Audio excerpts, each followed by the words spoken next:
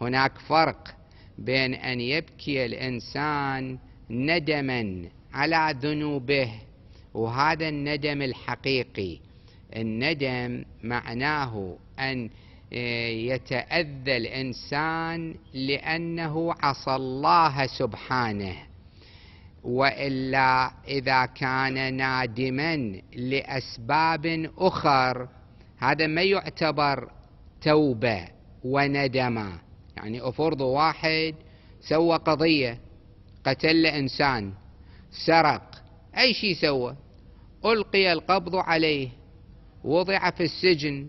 الآن يجون يسألوه أنت نادم؟ يقول إي والله نادم.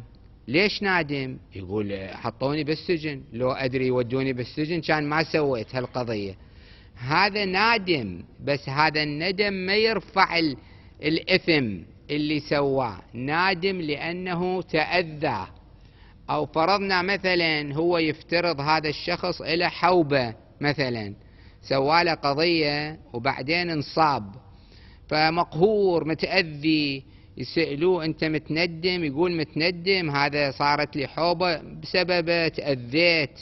هذا يغفر له ذنبه؟ يعتبر تائبا؟ لا، يكون يندم لأنه عصى الله سبحانه. اللي يخليه متأذي أنه عصى الله عز وجل، هذا الندم الحقيقي. وهذا هو وحده كافي في محو الذنب. يعني ما يحتاج حتى يقول أستغفر الله، قالها زين، خليه يقول أستغفر الله ربي وأتوب إليه. لكن لو لم يقلها، مجرد أنه ندم في قلبه لأنه عصى الله عز وجل، هذا هو، هذه توبة تعتبر.